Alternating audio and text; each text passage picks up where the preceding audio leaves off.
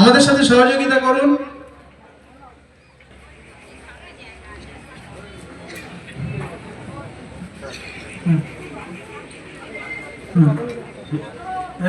অবনীদা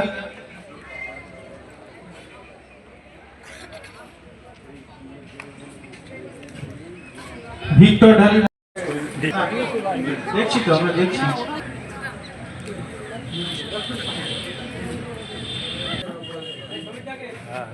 এটা আমাদের এই দিকে টাকা ফুলটা ধরে দিকে টাকা ফুলটা ধর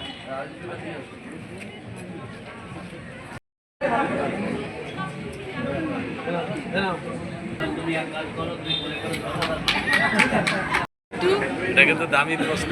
সমীর দা আমার সাহেবের সাথে কেন যে বিল সেটা পরের বছর অর্থাৎ 25-26-এর জুন মাসে গিয়ে আমরা পেমেন্ট করতে পেরেছি, কারণ সেই সময় আমরা বিল কমপ্লিট করতে পারিনি এবং ই গ্রাম স্বরাজ বলে একটা পোর্টাল আছে, সেখানে আমরা দেখাতে পারিনি, এক্সপেন্ডিচার বুক করতে পারিনি, কিন্তু সেই এক্সপেন্ডিচার পরের বছরে গিয়ে আমরা 76 লক্ষ টাকাটায় পূরণ করেছি।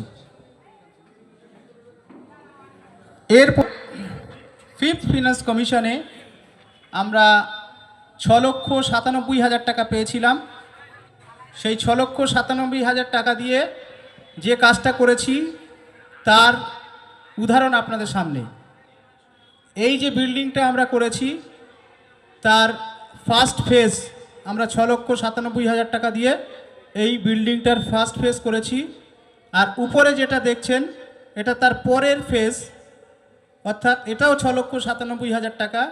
এ টাকাটা আমরা এক্সপেন্ডিচার বুক করেছি কিন্তু এখনও পেমেন্টটা পাইনি। পেমেন্টটা পেলে আমরা পেমেন্টটা দিতে পারবো। হ্যাঁ, প্রপার্টি ট্যাক্সে টাকা দেন। আপনারা যে সার্টিফিকেট নেন, নেওয়ার সময় আপনারা ট্যাক্সের আমাদের জেলা পরিষদ সদস্য এই দেখে সংবর্ধনা দিইনি, এই প্রায় সন্ধ্যে ঝুপ করে নেমে যাবে। আমরা অতি দ্রুত সবার কাজ শেষ করব। আমরা এরপর পথনাটিকার উদ্দেশ্য হচ্ছে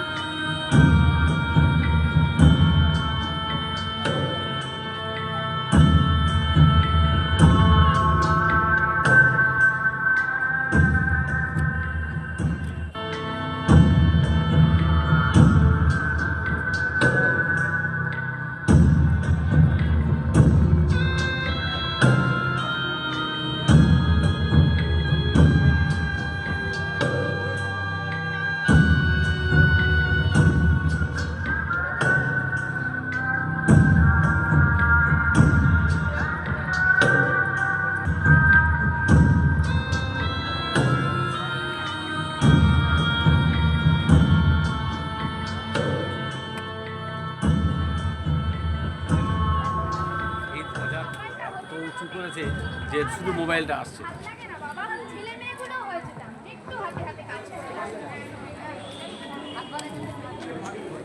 মধু, আরে মধু, সাত সকালে চললি কোথায়? কি হাসপাতালে? কেন রে?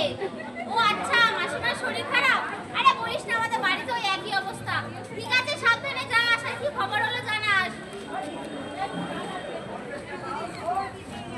ওই গো, শুনছো? হ্যাঁ বলো। একটু জল দাও তো। দেখতে তো পাচ্ছ কাজ করছি, একটু নিয়ে তো নিতে পারো। হ্যাঁ, কি এমন কাজ করছো যে একটু জলও দিতে পারো না? থাক, আমি নিয়ে নিচ্ছি।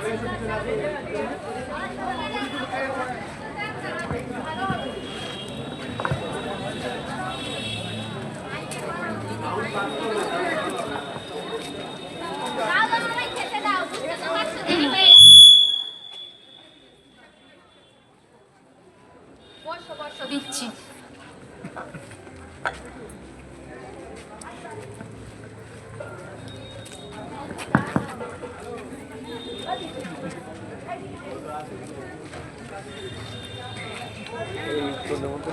বলছি ছেলে মেয়েগুলো কোথায় গেছে? কোথায় আর যাবে? সেই মেয়েটা সকাল 6:30টার সময় উঠে পড়তে গেছে। আর ছেলেটা? দেখো গে ঘরের মধ্যে ফোন পেটাচ্ছে হয়তো। বলছি শুধু এই, আর কিছু নেই? তো ঘরে যা থাকবে আমি তো সেটাই রান্না করবো নাকি? কেন, ঘরে যে ডিমগুলো ছিল ওসব আমি বিক্রি করে দিই। সব বিক্রি করে দিয়েছো? হ্যাঁ, কেন, ঘরে কয়েকটা রাখলে হতো না ছেলে মেয়েগুলোর জন্য? ছেলে মেয়েগুলোর পড়াশোনার হাত খরচের টাকা সেগুলো কি তুমি দেখো? সেগুলো তো আমাকেই দেখতে হয়। ওই তো 2 টাকা ইনকাম করো, তাতে কি সংসার চলে?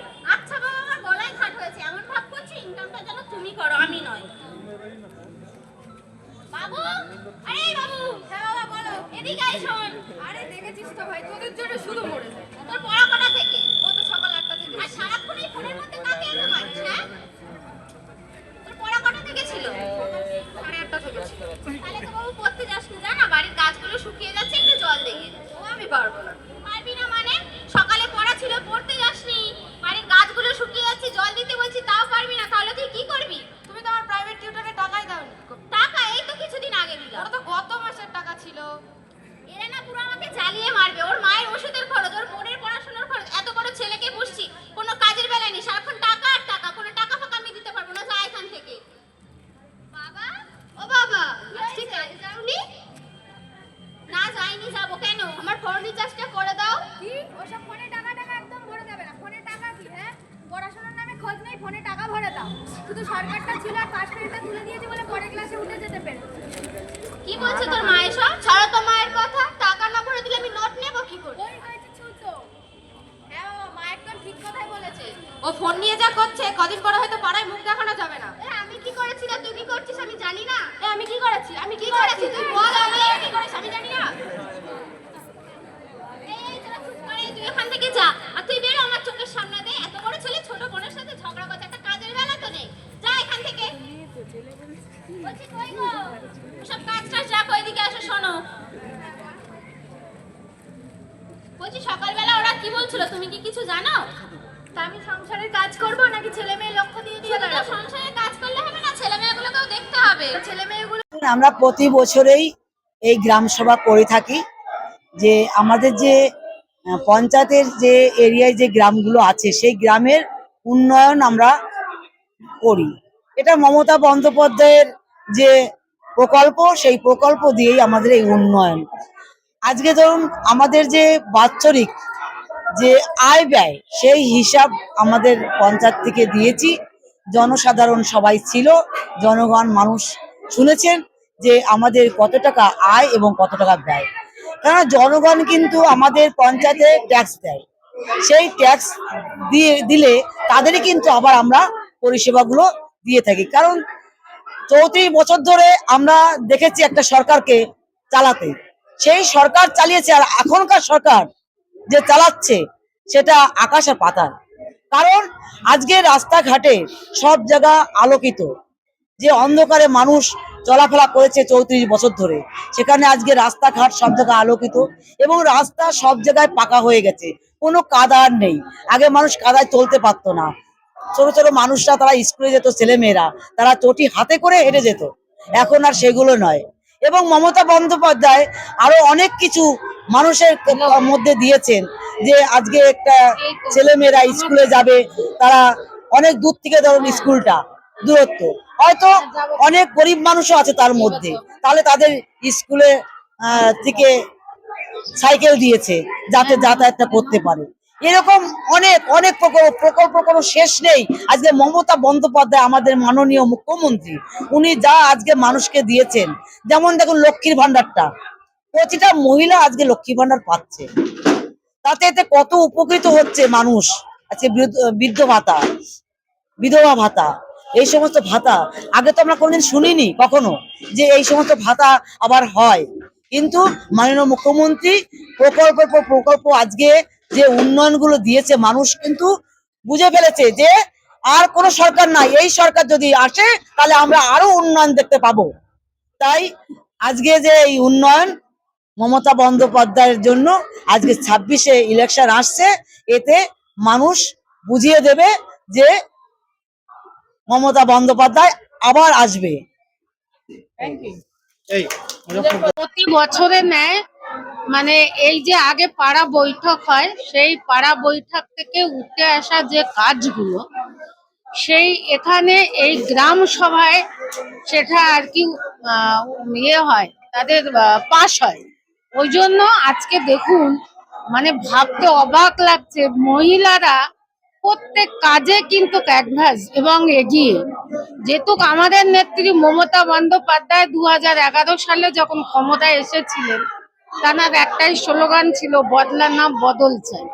আজকে বদলে দিয়েছে উন্নয়ন দিয়ে। আজকে যখন আমরা মানে পৌরসভায় থাকতাম, পৌরসভা থেকে যখন আমরা পঞ্চায়েত এলাকায় আসতাম, দেখতাম অন্ধকার, নির্জুম, নীরবতা।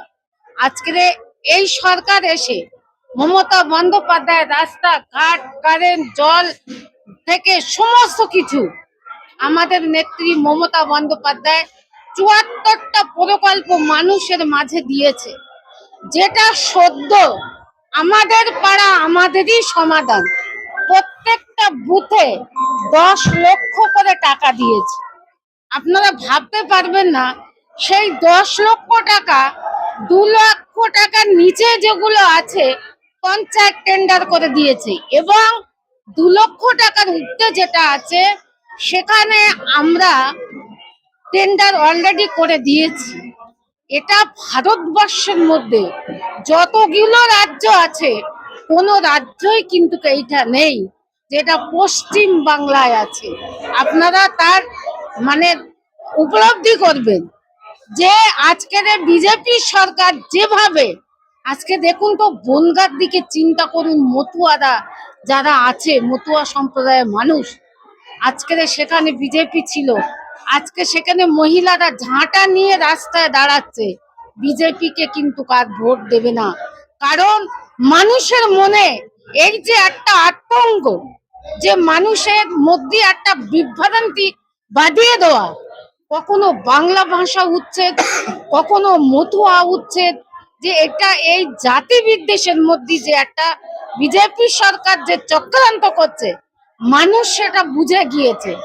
এবং 21 সালে যেমন ওদের প্রত্যাখ্যান করেছে, আপনারা দেখবেন 2026 সালে যা দুটো একটা সিট ছিল বিজেপি, সেটাও ধুয়ে মুছে সাফ করে তুলে দেবেন। এটাই তোমরা দেখতে পাবে। আবার চতুর্থবারের মতো আবার আমাদের নেত্রী মমতা বন্দ্যোপাধ্যায় ওই মানে চেয়ারে বসবে। কথায় আছে, যতই বিজেপি নাড়ুক কলকাঠি, আবার হাওয়াই 26-এ যাবে হাওয়াই চটি। এটাই আপনারা দেখতে পাবেন। লাইট